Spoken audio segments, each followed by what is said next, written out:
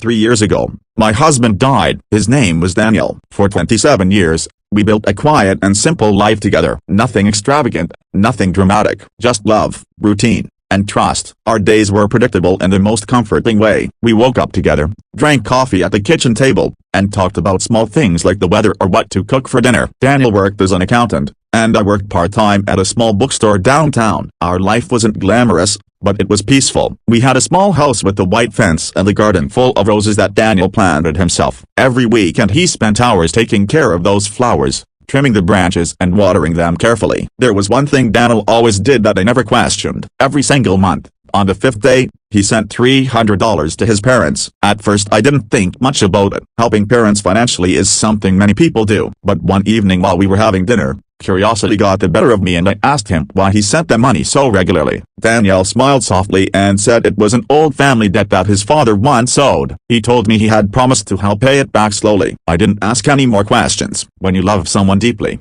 you tend to trust their words without doubt. For years the payments continued. It became part of our life, just another quiet routine. Then, 3 years ago, everything changed. Daniel died suddenly from a heart attack. He was only 52 years old. One moment he was sitting on the couch watching television, and the next moment he collapsed. By the time the ambulance arrived, it was already too late. The house felt empty in a way I cannot fully describe. Silence filled every room. For weeks I barely left the bedroom. The smell of Daniel's clothes still lingered in the closet. His favorite mug was still sitting on the kitchen counter. His shoes were still near the front door exactly where he had left them. Every object reminded me of him. The hardest part was the evenings. We had always eaten dinner together. Now I found myself sitting alone at the table, staring at the empty chair across from me. Grief changes a person. It slows time. Days feel longer and heavier. But even in the middle of that sadness, I remembered something Daniel once told me. He had asked me to keep sending the money to his parents if anything ever happened to him. It was important to him. So the following month,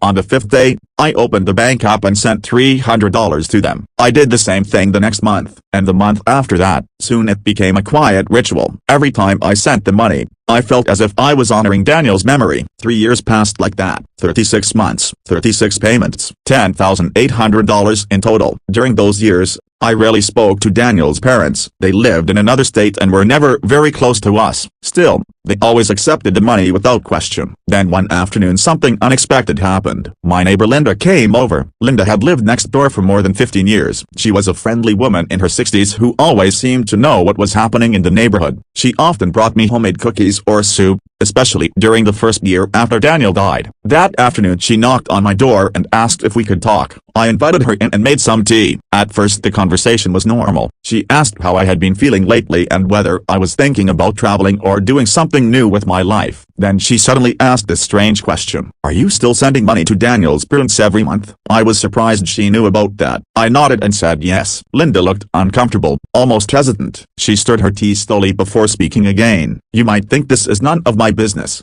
she said carefully, but I've been wanting to ask you something for a long time. Her tone made me uneasy. What is it? I asked. She took a deep breath. Why are you still sending them money? I explained what Daniel had told me about the old family debt. I told her that continuing the payments felt like keeping a promise. Linda frowned slightly. That's strange, she said quietly. I felt a chill of confusion. What do you mean? I asked. She hesitated for a moment before answering. Because Daniel's father paid off all his debts years ago. The room suddenly felt colder. I stared at her, trying to process what she had just said. That can't be right, I replied. Daniel told me he was helping his father repay something. Linda shook her head slowly. My brother worked at the same bank as Daniel's father, she explained. I remember clearly when he finished paying everything off. That was almost 10 years ago. Her words didn't make sense. If there was no debt a broken bar, then why had Daniel been sending money every month? And why had he asked me to continue after his death? Linda leaned forward slightly and lowered her voice. I don't want to worry you, she said, but something about this has always seemed strange to me. My heart began to beat faster. What are you trying to say? I asked. Linda looked toward the window,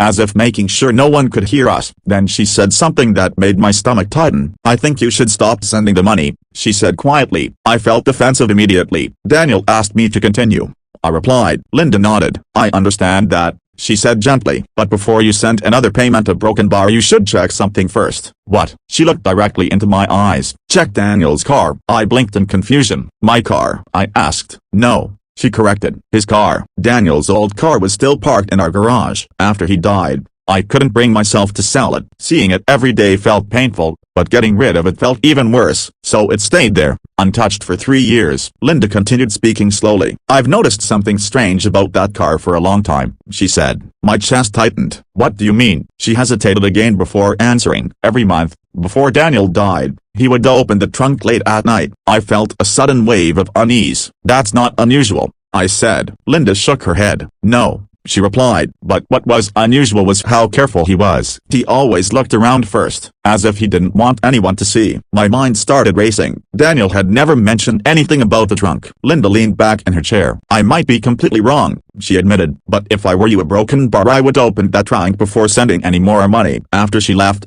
I sat alone in the living room for nearly an hour. My thoughts were tangled. Part of me wanted to ignore everything she had said. Daniel was the most honest man I had ever known. But another part of me couldn't stop thinking about the possibility that something was hidden in that car. Finally, as the sun began to set, I stood up. My heart was pounding as I walked toward the garage. The air smelled faintly of dust and motor oil. Daniel's car sat exactly where it had been for 3 years. A thin layer of dust covered the hood. For a moment, I simply stood there, staring at it. Memories flooded my mind. Daniel washing the car in the driveway. Daniel singing quietly while driving. Daniel smiling behind the wheel. My hands trembled slightly as I reached for the trunk handle. I told myself this was silly. There was probably nothing inside. But as I lifted the trunk lid, a broken bar, I immediately realized something was wrong. Because inside the trunk, a broken bar, there was a locked metal box.